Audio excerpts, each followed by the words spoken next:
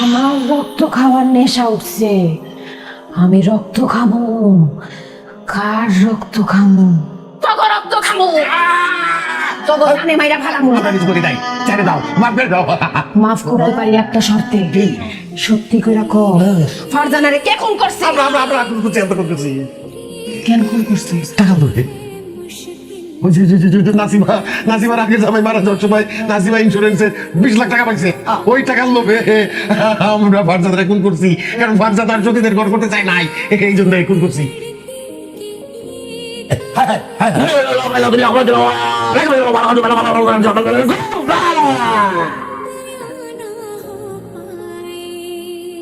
দিল কালা, কলকাতা ওয়ালি, বেতালি।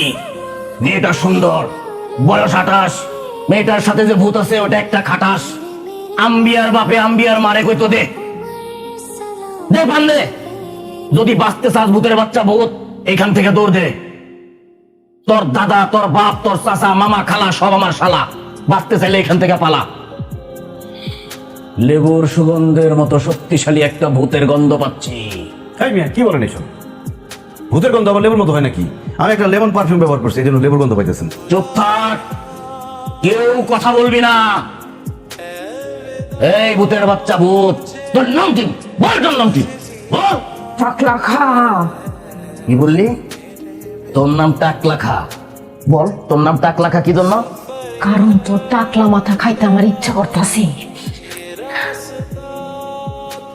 তোর চকচকা টাকটা আমি খামু। এই খবরদার ফালতু কথা কবি না। তুই জানোস আমি কে? জানি, তুই একটা গাধা। না, আমি তোর দাদা। বাঁচতে চাইলে তুই এখান থেকে যা। আমি এখান থেকে যাবো না। যদি পারোস আমার মাইরা দেখা। আমি তোরে হাতে মারমো না, আমি তোরে আগুনে পুড়ায় মারমো, তিলে তিলে মারমো, জ্বালায় পুড়ায় মারমো। এখনো সময় আছে, তুই এখান থেকে পালায় যা, নইলে তোরে আমি এখন আগুন দিয়া পুড়ায় দিব।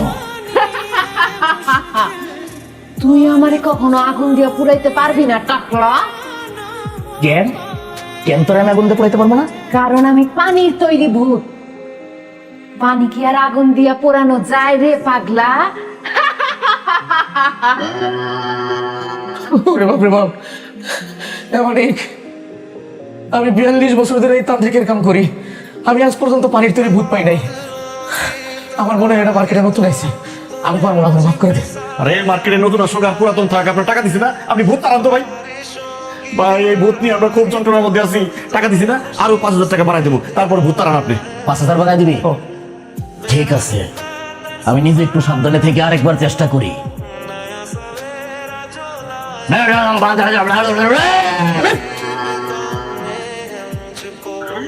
এই ভূতের বাচ্চা ভূত, এখনো সময় আছে, তুই এখান থেকে পালায় যা, নইলে কিন্তু আমি তোর শরীরে বালু ঢাইলা দিব।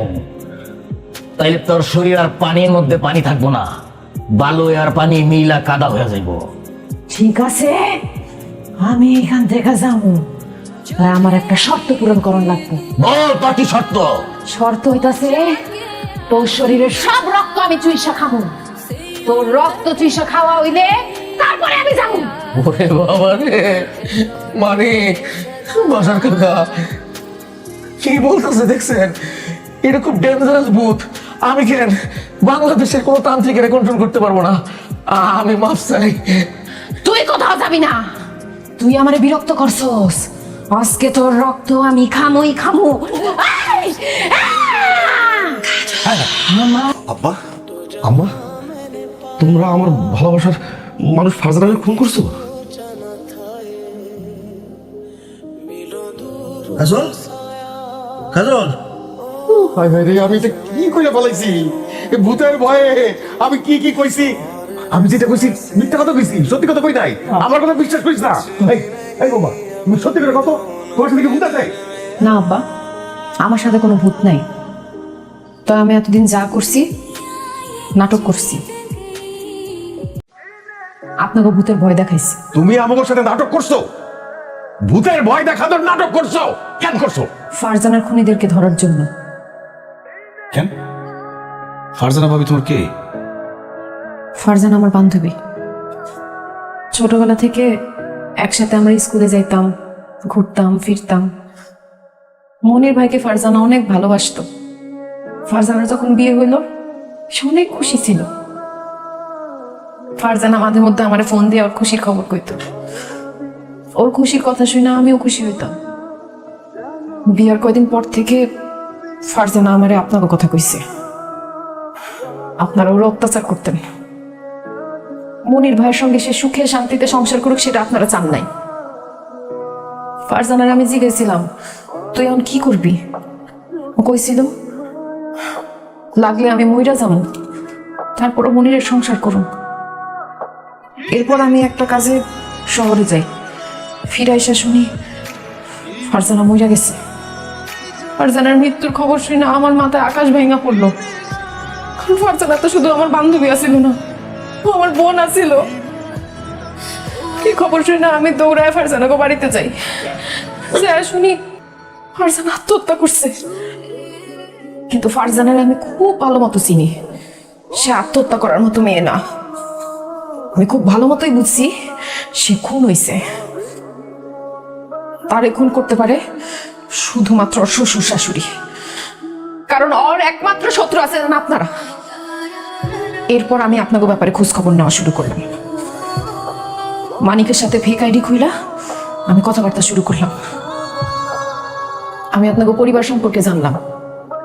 আমি এও জানলাম যে মানিক বিয়ে করার জন্য পাত্রী খুঁজতেছে।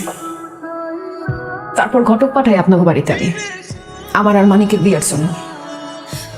এরপর আপনারা আমাকে বাড়িতে আসেন, মানিকের সঙ্গে আমার বিয়ে হয়। আর আমিও সুযোগ পেয়ে গেলাম আমার বান্ধবীর খুনি করে ধরার। তো কিভাবে আপনাকে স্বীকার করা হয় যে আপনারা আমার বান্ধবীর খুন করছেন? তারপর আমি ভূত হয়ে গেলাম। ভূতের ভয় দেখায় আপনাকে কাছ থেকে আমি সত্যি আদায় করলাম। কিন্তু তোমার সাথে ভূত না থাকলে তুমি একই সময়ে দুই জায়গায় কেমনে থাকতা? তুমি আমার সাথে ঘুমাইছিলা, আবার ওই একই সময় আব্বারে মারতে চাইছিলা, মারে মারতে চাইছিলা, আমার ভালো দেখে কিছু হয়েছিল কিভাবে? কারণ ওই সময় আরেক জায়গায় আমি উপস্থিত থাকতাম দুলা ভাই।